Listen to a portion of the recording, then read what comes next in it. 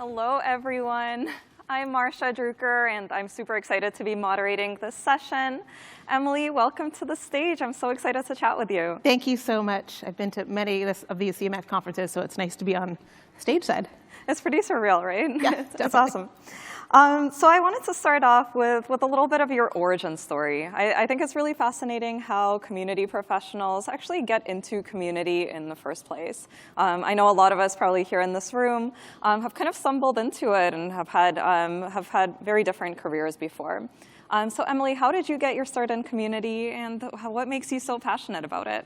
Great question, because I did have a bit of an unconventional path. I spent about 10 years, more than 10 years, working at an arts organization here in San Francisco called Yerba Buena Center for the Arts.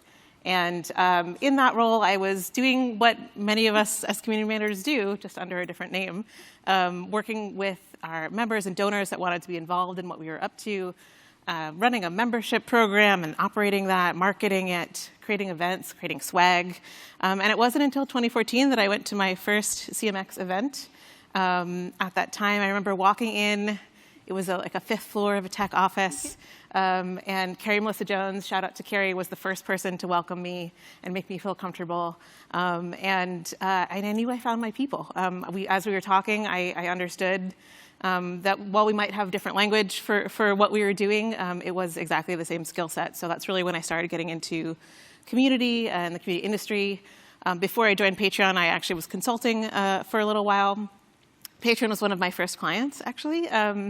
And when I joined about 2.5 years ago, I started working with their community and education teams.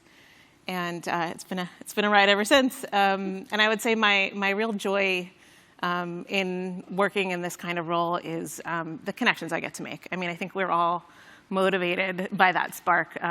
Sometimes I think of it like that memory game when you turn over a card and you're trying to find the match. I think as professionals, have the unique ability to say, oh, I've got that person or that resource or that book or something that's going to help you unlock something you might be trying to discover about yourself or a connection you might be trying to have. And I get so much joy out of making those connections. That's very cool. So I think, most of us here are familiar with Patreon, but I'm curious, what does community mean at Patreon, and who is your typical community member? Hopefully after many years in this industry, we all have a shared definition of community. And for Patreon, the creator community, it's hard to say there's a typical community member. I mean, we have folks who are creating tabletop role-playing game maps, travel vlogs, singer-songwriters, illustrators, sculptors, knitters. I mean, that's probably the more mainstream content that's on the platform. So in terms of what they're creating, there's probably not a singularity there, but what there is universally, I think, motivating for our community is this idea of wanting to power your creativity with membership, finding those true fans who have been engaged with your content and bringing them closer to what you're doing and into the process. So in that sense, our communities have a very specific motivation, which is wanting to get paid to do the work that they love to do and wanting to be able to create deeper connections through a community that they get to manage and own. Very cool. And how did you think about the evolution of your community teams? So like I said, I joined Patreon about 2.5 years ago, first as a consultant. At the time, there was one person on community and education, which is where I was working across. We've since scaled those teams. But what I was brought in to do was to think about what an arts residency program could look like for Patreon. Patreon's office in San Francisco had the space, and they were like, we really want to embody our creator-first core value. How do we bring creators into our space and help them? And as we started to talk to creators, what we heard was, I have the studio space. I'm making time to create. What I don't have is the support and the knowledge to run my creative business. So working with Mindy Day, who was the community manager at the time, who's now at Discord, we pivoted that idea into a Creator Accelerator program. And this was before Creator Accelerators were probably all the rage. We did 2 pilots of that, which were quite successful, and they really showed us that creators needed to talk about hiring, structuring your business, data, understanding what productivity hacks you could have if you're supposed to be doing everything. Especially because per our creator census that we ran recently, 80% of our community works alone. So this is really where community got to shine and say, we can connect you with people who know what it's like to do what you do. And excuse me. So the way we thought about our community team from there is to let's double down. Let's invest in this pilot that we started and really build out this beautiful and these two aligned teams of community education. Support creators to find a place where they belong amongst other creators who know what it's like to make niche content. If you can imagine it, that we can connect tabletop role-playing gamers to each other in this unique space and then multiply that by how many amazing creative content makers there are out there.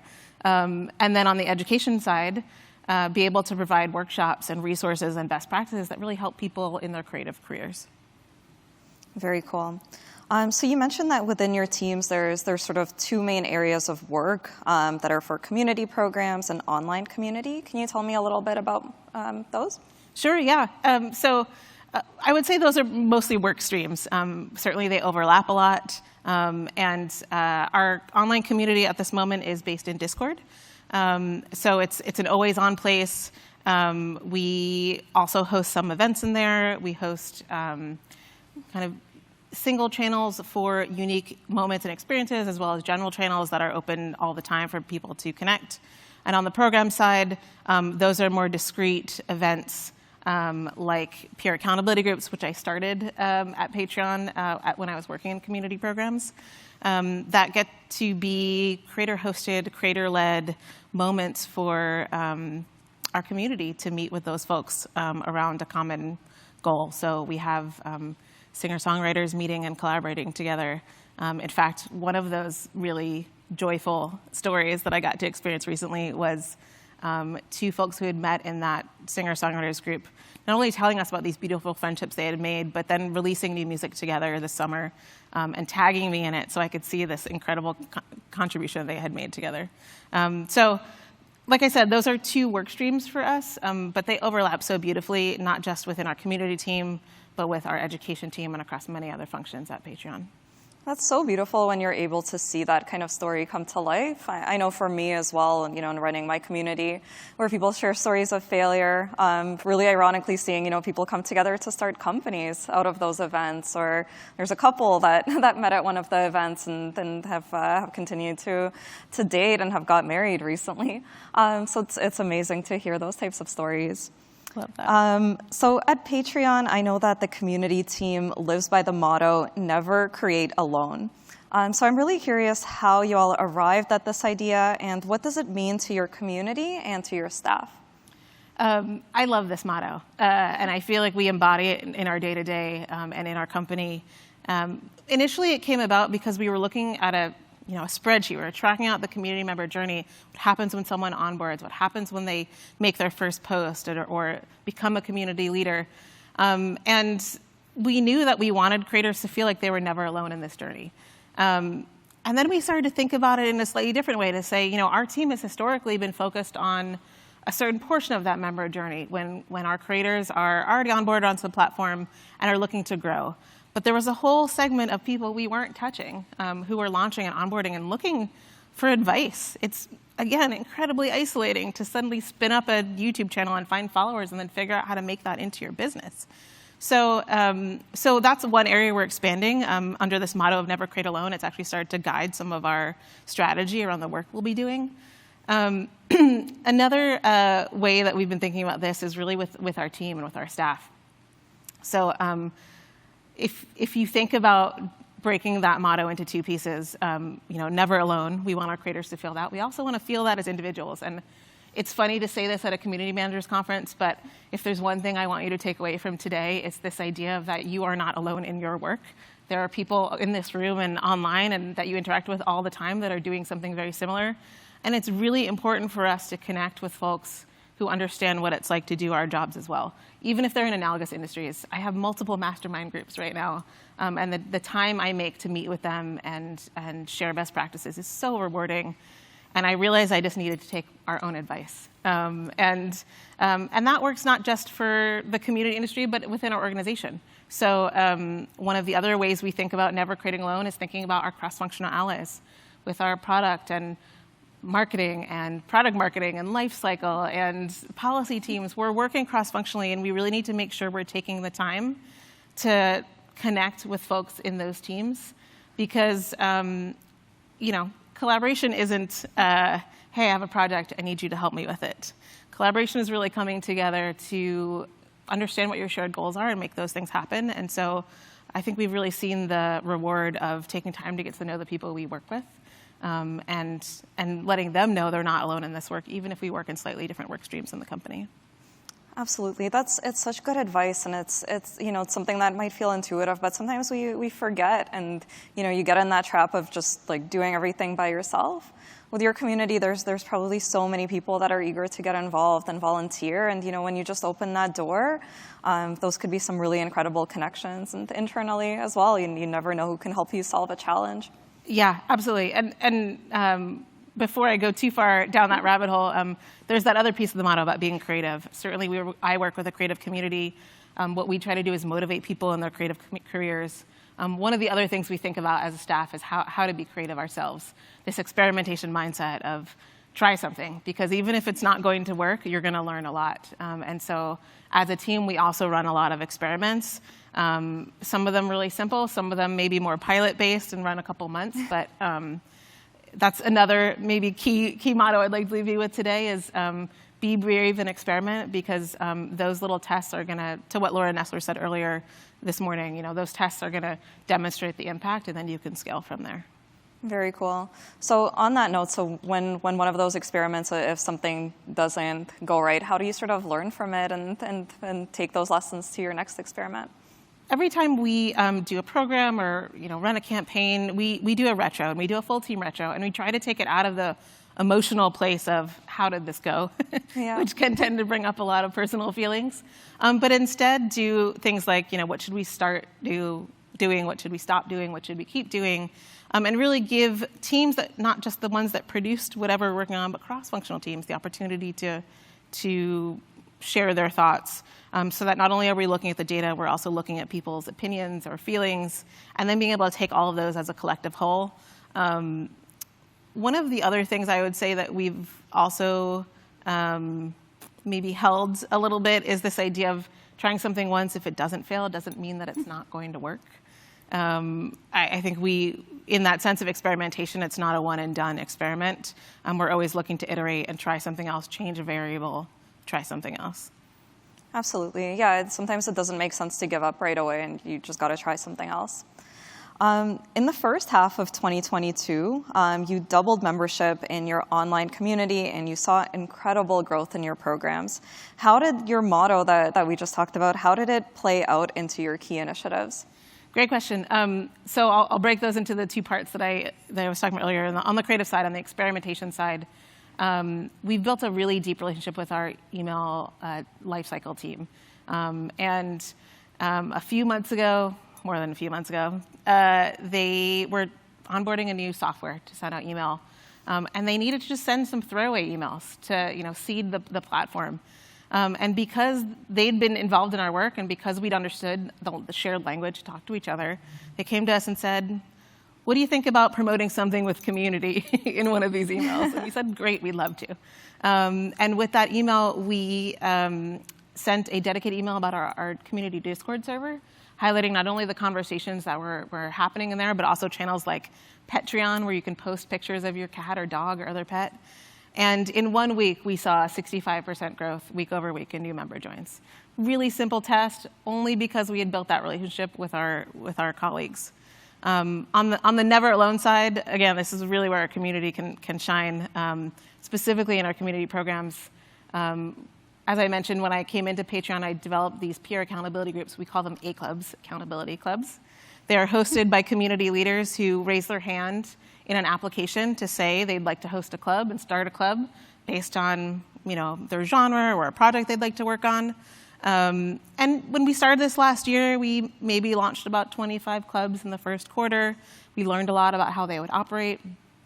But when we went to do another campaign for our community to invite them to submit an application or become a host, we had a lot to work with. And we got to really shine a light on that never alone motto.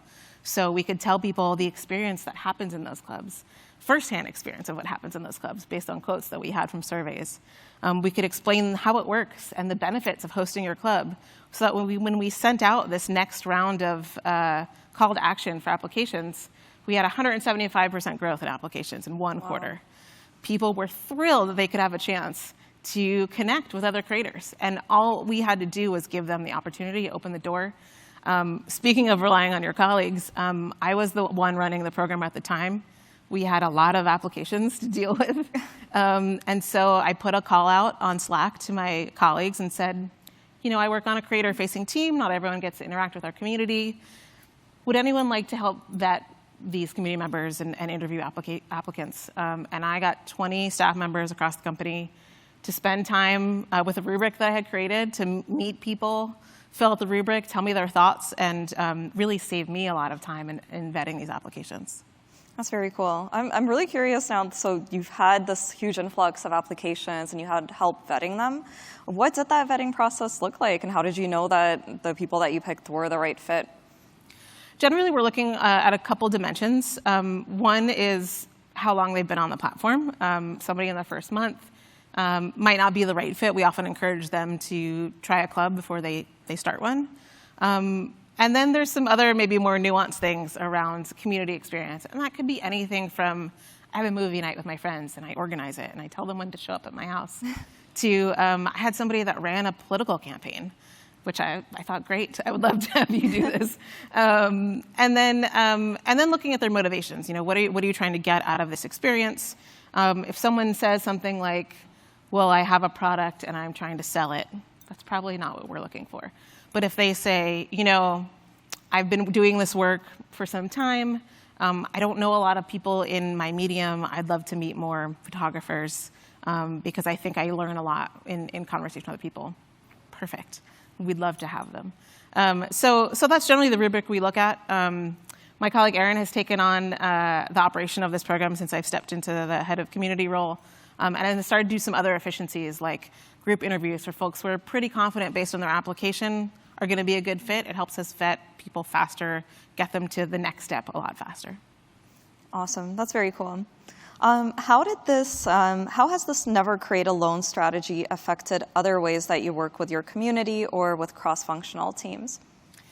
So one of my favorite collaborators at Patreon is our policy and legal team. Historically, Patreon's policy used to be, we created a new policy, here it is, it applies to you.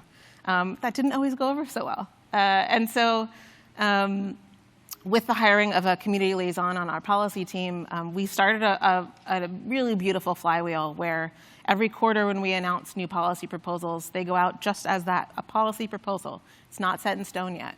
We give our creator community the opportunity to read a blog that outlines what those proposals are, to join a live stream with our policy team so they can ask questions about how it affects them or questions about other kinds of policy they want clarification on.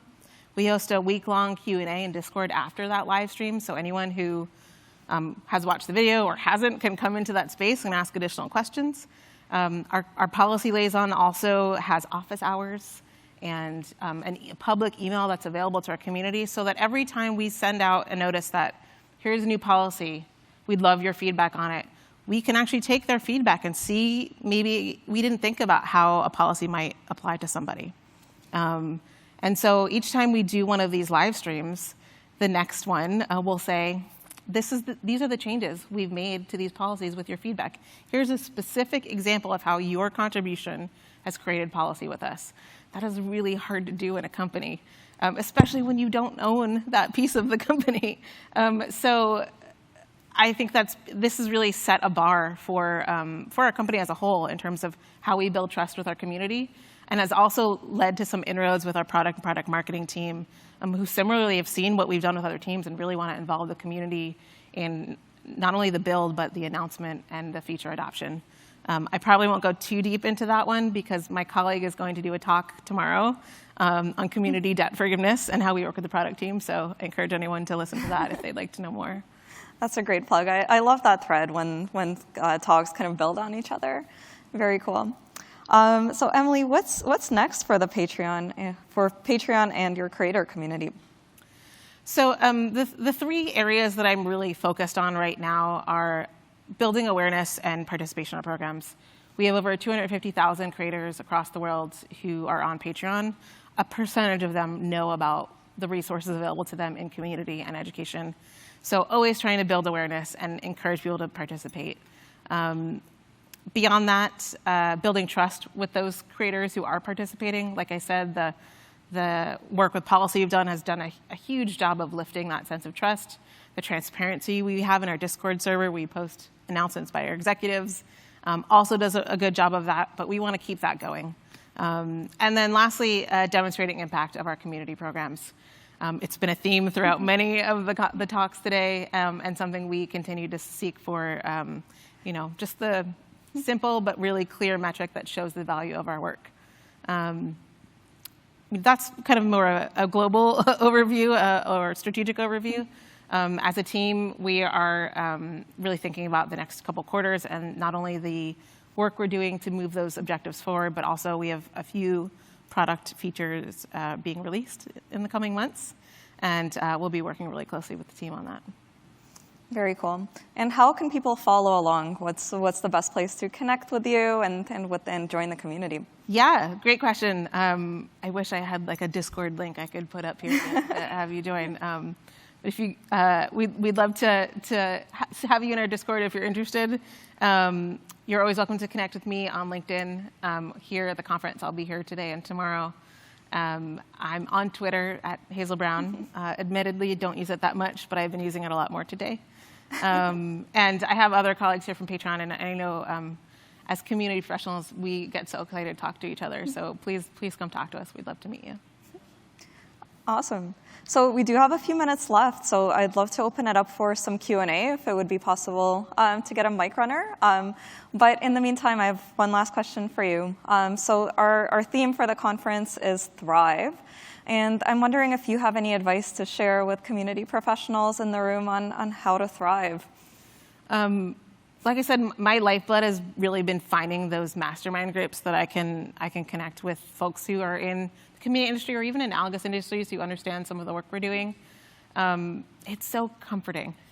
And I know that we are often creating these spaces for other people, but don't forget to create those spaces for yourself and not just a one-off. I mean, it is so beautiful to be here today and see so many folks, but folks who you might get to meet with regularly, weekly, or every other week that you can hot seat with, or talk about something that's happening today that really sort of takes some of the pressure off yourself and from holding everything that you're working on, and shares it amongst that group.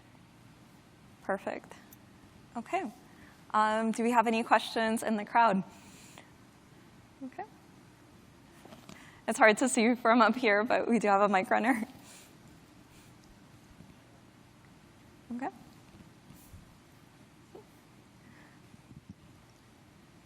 Hello, I'm Jorge. I'm Chief Community Officer at Ravello, and my question is, how do you incentivize, your users or your members of the community? Do you have like chapters? Do you give them badges? Like, what are kind of like the incentives that you give them in order to become more active? Great question. We do have some community leadership opportunities. Like I said, in our programs, we have these A-club captains. People get to host their own clubs. And so in doing that, we've created a sub-community within the larger community. We do meetups with them. They get swag. Typical stuff you might see in a community experience. We also have a moderators program. And also some of our community members are considered Patreon ambassadors, so they work with our marketing team for opportunities around that. I do think they're not necessarily always intrinsic motivators, although you could probably argue that the captains are looking for that connection to motivate them. That is an intrinsic motivation. I've found the best motivation is in that connection. When I can create that experience for a community member that solves a problem they're having, maybe even doesn't solve a problem they're having, but somebody knows exactly what that experience is, the satisfaction that I see from just understanding they're not alone is a huge motivator. So we certainly use very typical motivators, recognition, swag, kind of leadership, marketing. But I've found the most sticky and successful ones are really when we speak to why they're there. Do you do like, do you involve them in your product roadmap? Not at the moment publicly, though we do act as the voice of the community. So our teammates who are in Discord and work with creators on a regular basis, we hear common themes. And so as product features are being built, we step into those team meetings to provide that sticking point that maybe our product teams aren't aware of, and share sentiment based on previous history that does influence product decisions and product roadmap. Thank you. Great, and I think we have time for one more question.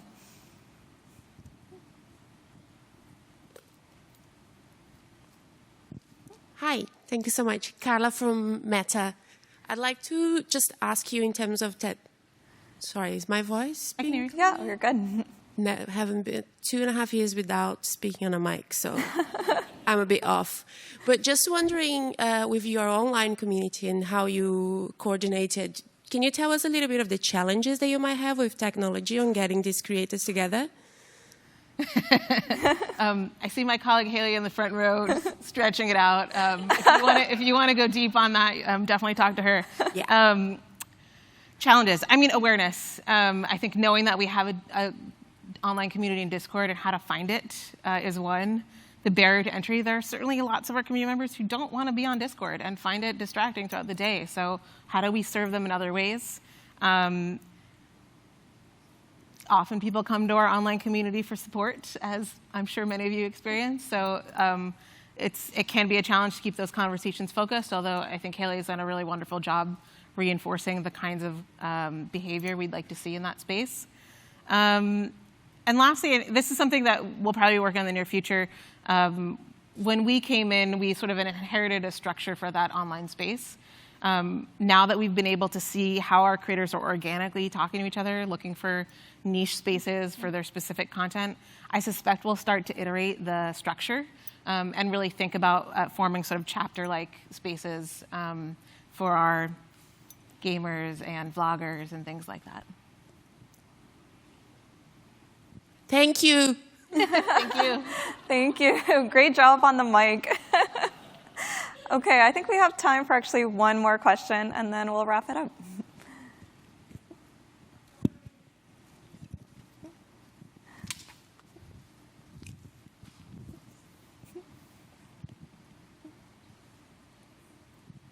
Hi, Emily. I love the way you described your feedback program, especially around these policy proposals. This is a group from the community team at Airbnb, and we're kind of developing some programs like that. And I'd love to hear about how you manage expectations around that, of what feedback you might accept, what you might not accept, and how you prioritize that feedback. Fundamentally, we accept all feedback. And we tell our creators that we will share what's relevant, what they're saying to relevant teams. We also absolutely encourage them to share their own feedback in a particular section of their homepage when they're on Patreon. I think that what's more important is not necessarily giving guidelines into what or how, but it's actually in the show, not tell part of that. So how you take that feedback and how you implement is way more important. And I think that's something that our community has really held us to task on is, hey, we've been saying some stuff to you for a while. Where do we get to see this? And so that's the kind of feedback loops that we've been building, is to be able to come back into the community and say, we released a new feature. This is what we heard from you. These are the fixes we've made now because of what you've said. Now, they know that everything can't be fixed all the time. There's lots of nuance. And we say that transparently, often. And certainly there are going to be people who are unhappy, but the fact that we've been able to come in and share the direct results of what we do with their feedback really kind of overshadows the how and how much and where it goes part of it. Perfect. Thank you so much. Great questions, everybody. And Emily, thank you so much again. This was wonderful. Fabulous job, ladies. Thank you both.